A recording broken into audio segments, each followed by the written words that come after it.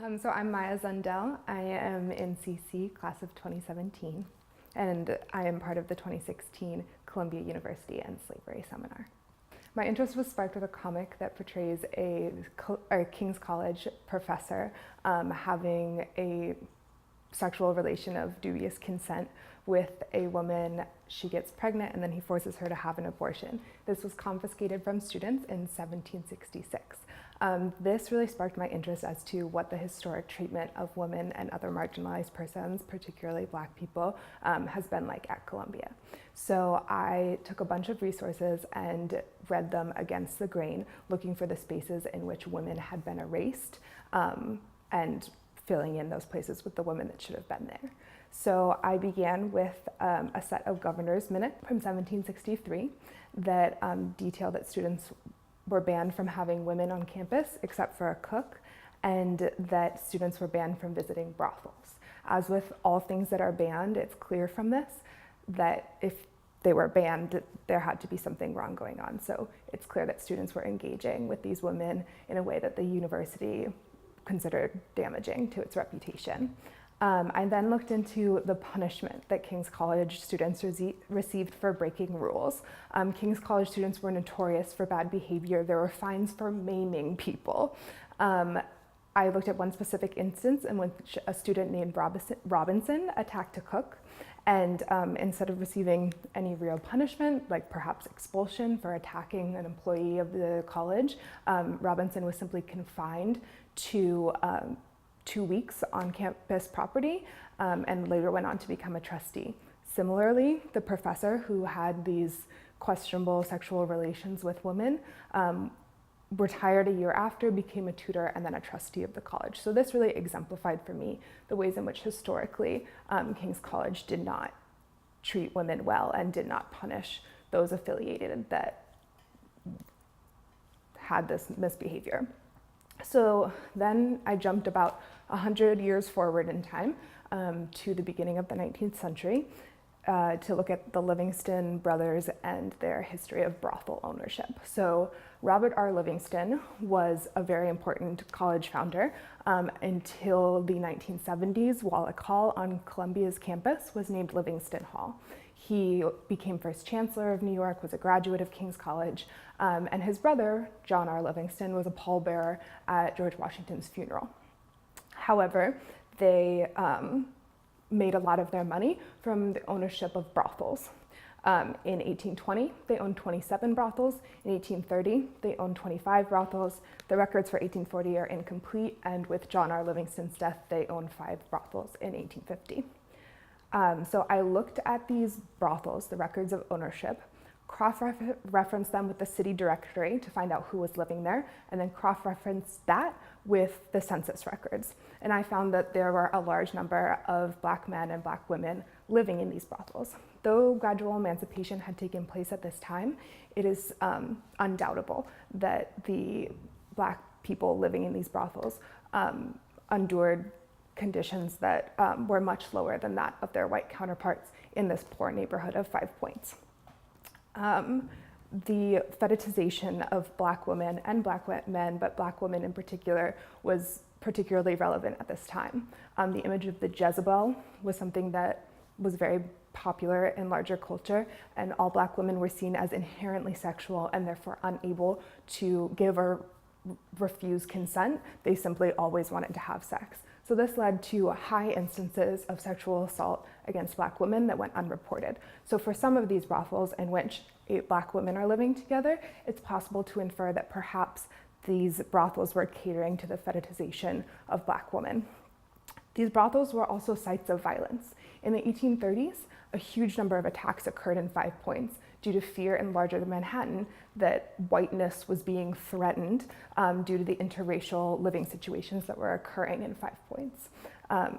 New Irish immigrants who were very poor were living in this neighborhood that was traditionally Black, and huge riots occurred. At least 5 attacks occurred in a 10-year period at brothels owned by the Livingstons. In 1836, Helen Jewett, a very famous sex worker at the time, was murdered in a Livingston-owned brothel.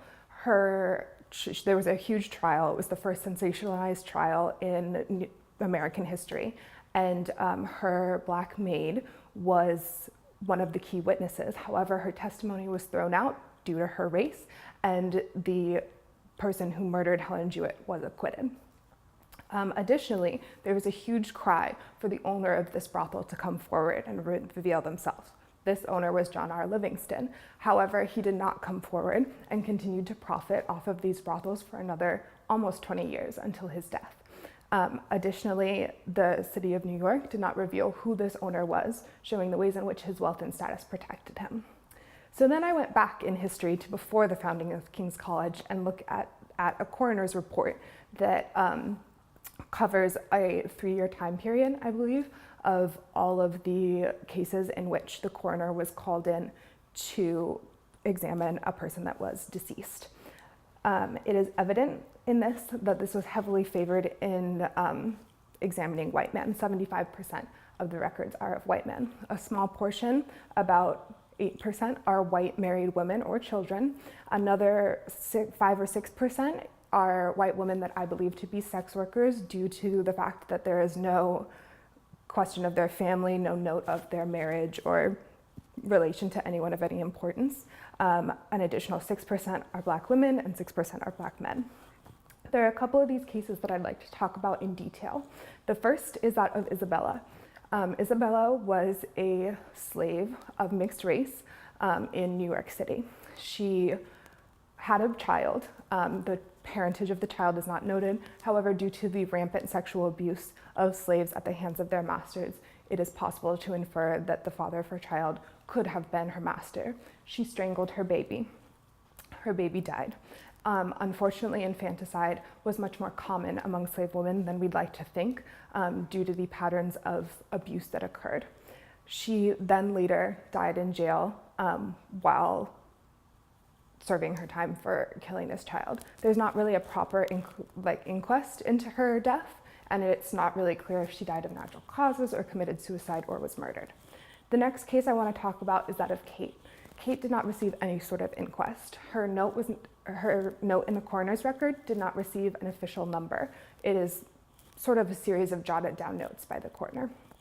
It indicates that Kate committed suicide of self-strangulation. While this idea of self-strangulation is possible, there was no inquest into whether or not this could have perhaps been murder. Even if it was suicide, it is evident that this must have stemmed from her status as a slave. The last case, and the one that made me cry in the Rare Brooklyn Manuscript Library, was that of Phyllis. Phyllis was another slave working for a tailor named Lauder. In working for him, she attempted to poison him due to the abuse that she received at his hands. She unfortunately was unsuccessful. He then tied her to a chair, forced her to eat bread filled with maggots, and then left her there to starve to death. He was not punished for this crime, and many people knew that this was in the process while she was starving to death, and no one did anything to stop it. This is indicative of an atmosphere in Greater New York that openly and willingly consented to the subjugation of Black bodies. It is naive to think that this atmosphere of mistreatment of Black bodies, specifically women, would not have rubbed off on the King's College students that came to this area. Additionally, in some of the cases of marginalized persons in the coroner's report, there are direct connections between the jurors on these cases and between people that would later become affiliated with King's College. The most notable being Benjamin Moore, who was president of King's College and then later of Columbia University. Obviously, this has severe implications for Columbia. There is a huge history here that is not discussed and not known of the subjugation of women and Black persons and the